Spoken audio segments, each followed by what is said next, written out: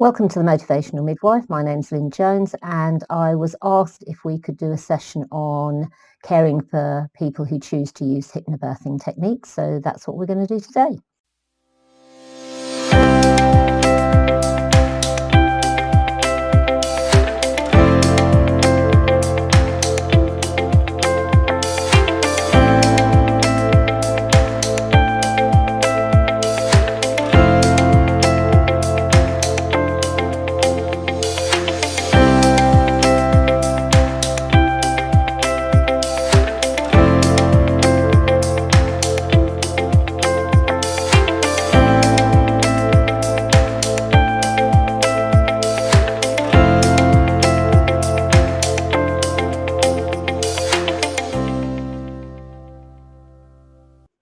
So, supporting those who choose to use hypnobirthing techniques. So, really, in order for me to outline the things that might be helpful, I feel it's important that you have an understanding of what hypnobirthing is and what hypnobirthing isn't. So I can only talk with any authority about Catherine Graves' hypnobirthing course and teaching, as that's the one I do. There are multiple different ones out there, but this session will be based on her teaching, what she teaches and what I teach parents, and not any other courses. So Catherine's course is essentially 12 hours. It's a pretty full-on course. Ideally, that wants to be face-to-face, and it's a full antenatal course. It's not just a bunch of techniques for birth. It can be done face-to-face with practitioners like myself, or there is also an online course available at her website, which is actually very affordable for parents. I think at the moment it's only £45. So it's excellent. However, face-to-face is always going to be better than online or potentially reading a book, but there will be benefit to had from all of those. My personal practice is I divide my 12 hours into 4 sessions, but I can be quite flexible depending on what it is the parents fits in with the parents. I tend to do mostly one-to-ones. I do the occasional group class, but it tends to be most people, when they book, tend to want individual one-to-ones, and that works well for them and well for me. However, that obviously is more expensive for couples to do face-to-face one-to-ones. So what is hypnobirth? Okay, firstly, it's not a method of pain relief. It's a lot of small things that when you put them together make a big difference. We'll talk a little bit more as we go through, but really we're changing perceptions a lot of the time as well. It's not just hypnobirthing is it's a different principle, but it very often gets lumped in with other pain relief methods, but it's not a method of pain relief. We're actually going from the premise that pain may not need to be there in the first place, so therefore it doesn't need to be relieved. It's not just mind over matter. Okay, the body and mind do need to work together, and if they are, if that is happening and they're working as nature intended, then actually, there may not be pain there in the first place. And say it's not just a bunch of techniques for birth. Okay, it's not just learning breathing and things like that. It is we're teaching birthing people to kind of let go of fear. Fear is the biggest problem in birthing. We're teaching them to let go of assumptions and preconceptions, so that actually when they come to a decision, they're coming to decisions from a point of evidence and not from an assumption and not from a preconception. So when body and mind work together, how nature intended, actually it can be a really fantastic experience, but not just for the people giving birth, but actually for the carers that are looking after them as well. I love a good hypnobirth. It's just beautiful to watch birth unfold, relatively undisturbed. We can't prove that it works until it does. And that's a very uncomfortable concept for the brain to actually get its head round. Hypnotherapy. Now, hypnotherapy. Right, so muscles. Muscles work in pairs. All muscles work in pairs. So I have here my bicep, my tricep. If I straighten my arm out, my tricep is contracted, my bicep is relaxed. If I bend my arm in, my bicep is contracted, my tricep is relaxed. And the uterus and the cervix are no different. And how we teach this, because it is a little bit more complicated than how we actually teach it to couples, but essentially our cervix has got deep horizontal hoops of muscles that they stay nicely contracted, so they're holding the baby in. Actually, I've got my uterus here. So here, these are staying nicely contracted and they're holding the baby in. My uterine muscles, essentially the ones we're thinking about are the ones that run all the way down. And they are strong muscles that need to be quite flexible to allow that baby to grow. In labour, the muscles of the cervix need to become more flexible. So this needs to become more flexible so that it can open and be drawn up. And the muscles of the uterus need to become stronger so they can gather up at the top and push the baby out. Okay, so muscles don't actually push, they just pull. So something that has to pull on the cervix to get it out of the way.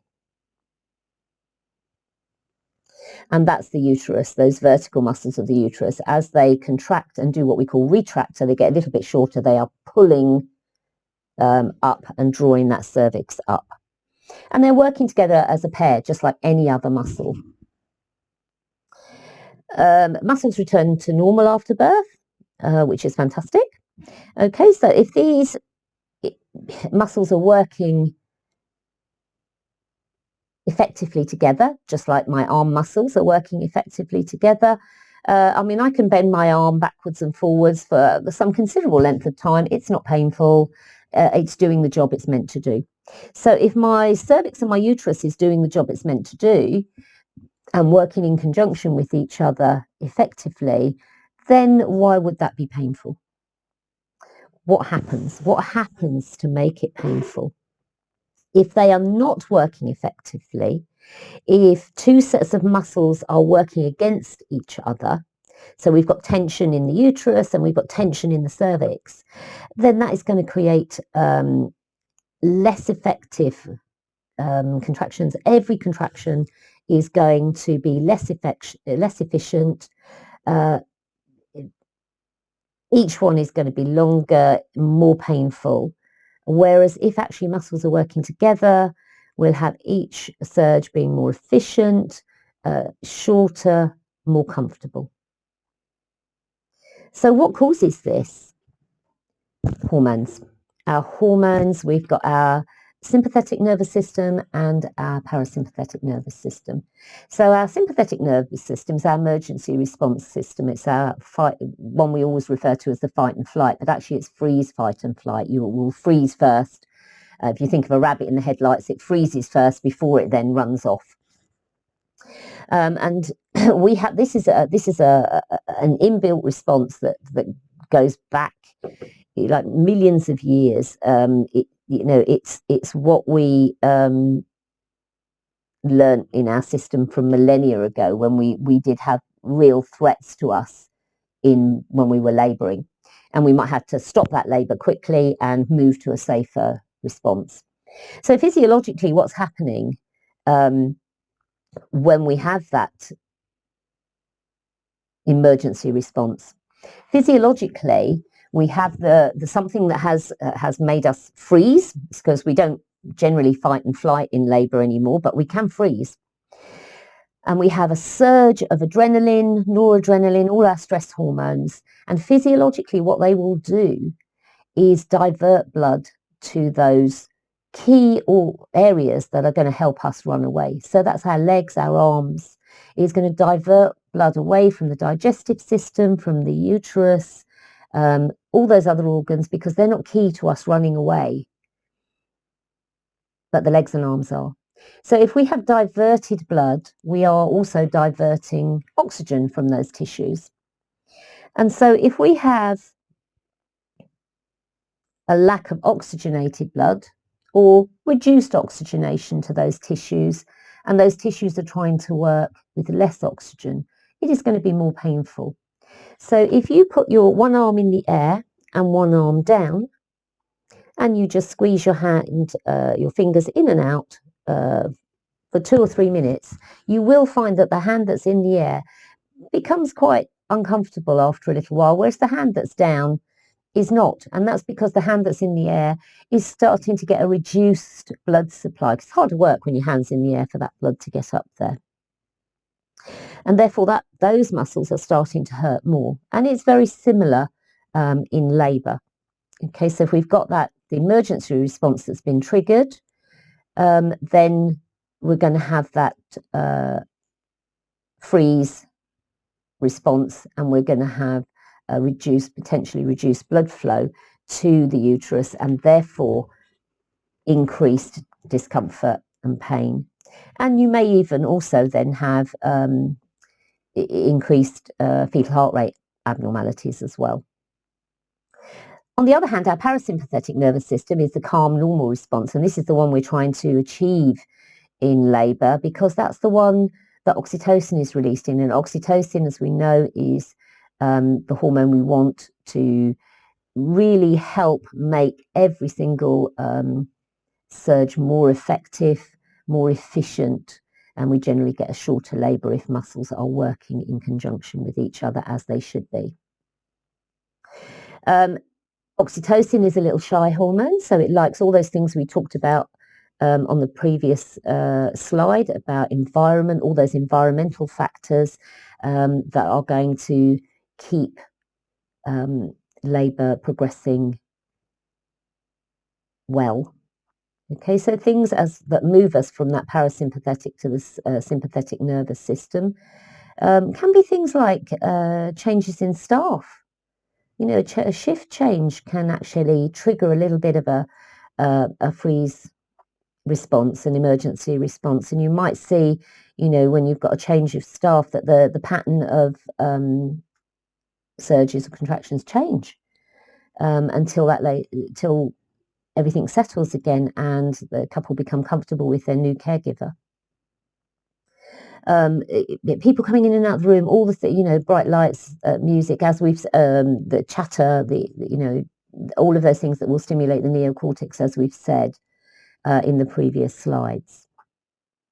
So some of the other things we teach in the course is breathing, and again, that's something you're probably more familiar with people that are hypnobirthing. Often you think it's a lot of breathing techniques and things. So first stage breathing we tend to refer to as up breathing, and that's because those muscles are drawing the cervix up. So anything from a visualization point of view that has an up feel to it. So if you're looking after somebody that's in first stage and encouraging them to use their up breathing, then ask them what visualizations they've been using. Often they might bring a picture in with them, so things like a sunrise, a balloon rising, bubbles going up in the air, or anything that works for them. And the up breathing is in through the nose and out through slightly parted lips. And that out breath is longer than the in breath because that longer out breath is where you're making more oxytocin. Slightly parted lips is going to also prevent the jaw from being tense, and there is documented evidence that there is a link between the jaw and the pelvic muscles. So if we can keep the jaw relaxed, then those pelvic muscles will also be relaxed. If she is relaxed, then the diaphragm doesn't interfere with those uterine muscles. Okay, so this is something we teach them very, relatively early on in the course, and there's lots of times that they can use it, and you can signpost them to using it as well. So lots of times, not just in labour, but antenatally. So before an antenatal appointment, before any examinations that they might have, intimate examinations, if they've been exposed to any sort of negative birth story, they could use it. Generally anything that they might feel a little bit anxious about, you can signpost them to their up breathing. And down breathing is the second stage breathing, and the only real difference for this is a shorter breath in through the nose and a longer breath out through the nose, and the focus is on down, not forcing down, but just the focus is on down. And the visualizations are often of things that are opening up, so ripples on a pond, things like that. I never get women to get too stressed about it, because they will generally adapt. They will generally fall naturally into these breathing patterns. But if you find that the person you're caring for is having a little bit of a panic, just having some knowledge about it you can help get them back on track again. But you'll often find, particularly if they have had their birth partner do the course with them, that the birth partner will get them back on track with very limited amount of interference from you. So what can you actually do? So absolutely read and discuss her birth preferences. Most of these couples and families will have written down what they want, what they would prefer for birth and afterwards.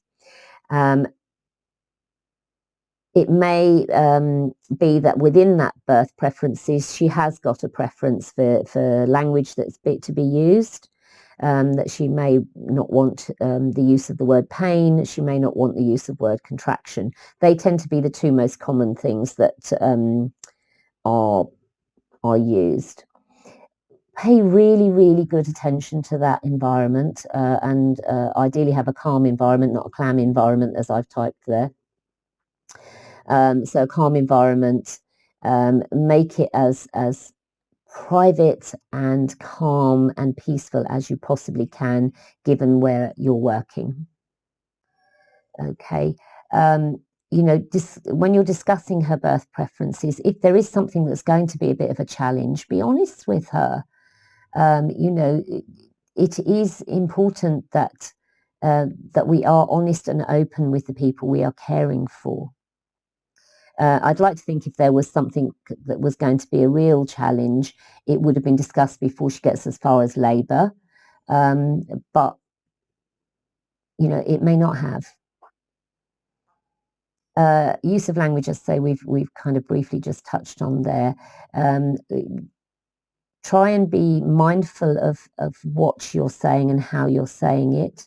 It's so easy, and I'm guilty of it myself, just to slip into the sort of medical jargony language that we use every day.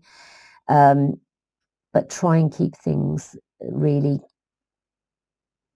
very positive, very calm. Keep your chatter to a minimum, and when you are chattering, keep it quiet. And one of my favourites, which is often used outside of hypnobirthing as well, is the use of the an acronym BRAINS. So if an intervention is going to be suggested, then we are usually encouraging couples to ask, what are the benefits of that intervention? What are the risks of that intervention? Is there an alternative to it? And then the I one is often put down as instinct. What does her instinct say about this? But I would also add to that, and I do ask my ladies to add to it, if I go down this path, what are the other interventions that might happen?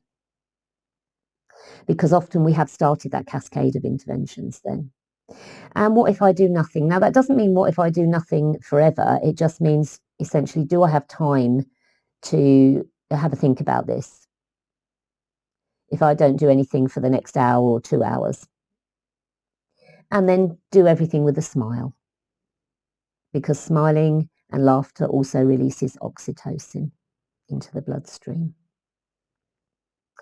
So I hope that's been helpful. Say, in terms of other things you can do, minimal disruption. So, make other people aware that she is hypnobirthing, put signs on the doors to make people think before they just barge in to try and find the keys or whatever. Second stage, avoid that sort of coached pushing. So, just get them to focus on their down breathing and follow their body. They don't need to be told chin on chest, deep breath down, push, push, push. We shouldn't be doing that for any birth, but particularly not in hypnobirthing. Encourage her to find her own position, the one that suits her. We're very good at getting women into the position that actually makes life easier for us, not necessarily the one that she wishes to be in. Now, that might be on a bed, that might not be on a bed, that might be an upright position, that might not be. But encourage her to find the position that works for her, not the one that works for us best. And most of all, enjoy it. Hypnobirths are incredibly,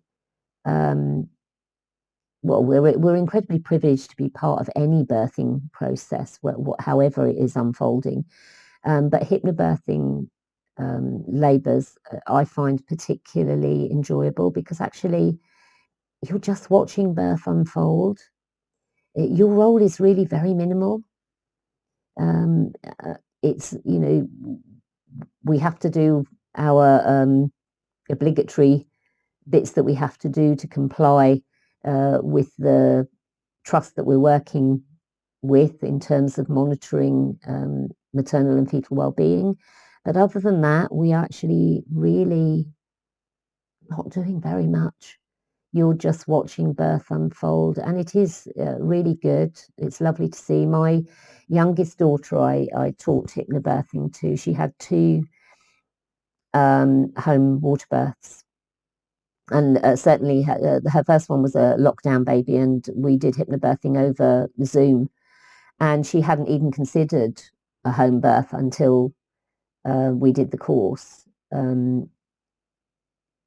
And she chose to have no vaginal examinations through either labours. But she came at it from a position of informed choice. And that's what our role is. It's supporting the families to actually make informed, evidence-based decisions for their particular situation. Okay, and as I've said, from a KG point of view, it's not about the perfect birth, it's about the best birth for them. And if that means they're having an epidural, that's absolutely fine. It is, as long as they are coming at these decisions from a place of knowledge and not assumptions and preconceptions. So enjoy.